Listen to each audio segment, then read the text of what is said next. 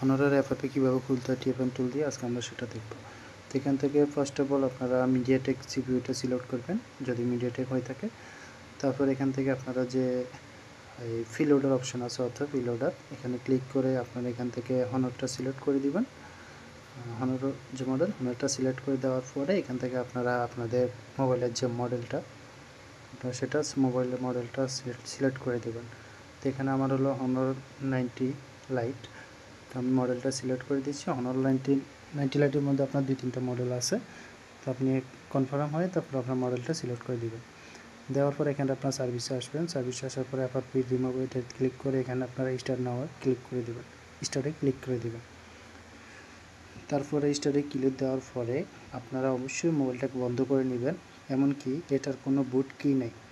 আপনারা সরাসরি ইউএসবি মোবাইলটা অফ রেখে জাস্ট ইউএসবিটা আপনারা কানেক্ট করে দেবেন। কোনো বুট কি চাপা লাগবে না, কোনো বাটন চাপা লাগবে না, খুব সহজে আপনারা কাজটা করতে পারবেন।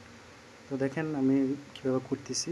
আমি জাস্ট ইউএসবিটা কানেক্ট করলাম, কোনো বুট কি ইউজ করি নাই, জাস্ট কানেক্ট করে রেখে দিছি।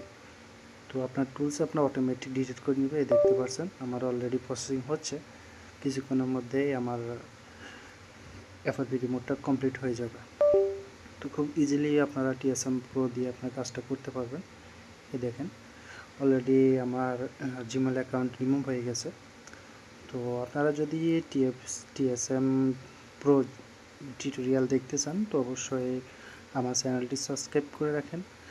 আমি যত আপডেট ভিডিও আছে আপনাদেরকে অবশ্যই শেয়ার করবো আপনাদের সাথে। টিএসএম প্রোর যত ভিডিও আছে, তো আমার চ্যানেলে আরও অনেকগুলো ভিডিও আছে, আপনারা চাইলে আমার চ্যানেলটা ঘুরে আসতে পারেন বা দেখে আসতে পারেন কীভাবে আমি করছি।